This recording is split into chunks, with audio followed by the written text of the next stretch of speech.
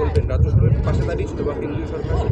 কেউ পাশে দাঁড়ায়নি, কেউ না, কেউ চায়নি যে আমরা বিচার পাই, তাই এতদিন বিচার আমরা পাচ্ছি না। রাজ্য সরকারের কর্মচারী ছিল আমার মেয়ে, স্বাস্থ্যমন্ত্রী আমাদের রাজ্য সরকার, পুলিশ মন্ত্রীও আমাদের রাজ্য সরকার। তো স্বাস্থ্যমন্ত্রী হিসাবে, পুলিশ মন্ত্রী হিসাবে উনি ব্যর্থ।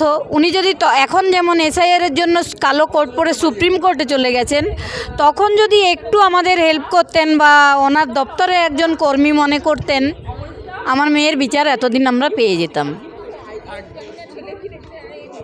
কৃষকরা আপনাদের প্রথম দিন পাশে ছিল?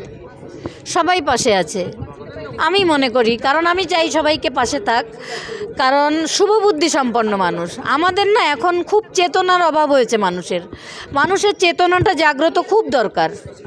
মানুষের চেতনাকে জাগিয়ে তুলতে না পারলে শিক্ষা ব্যবস্থা যেভাবে ভেঙে দেওয়া হয়েছে, স্বাস্থ্য ব্যবস্থা যেভাবে ভেঙে দেওয়া হয়েছে, মানুষের মানে পরিবারের একজন কারো যদি শরীর খারাপ হয়, তখন আমরা বুঝতে পারি যে আমরা কতটা অসহায়।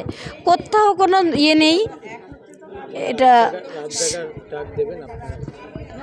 না, আমরা এখনো কোর্টের আশায় আছি, ন্যায় বিচারের আশায় আছি। তারপরে দেখি পরবর্তী পদক্ষেপ পরে নেব।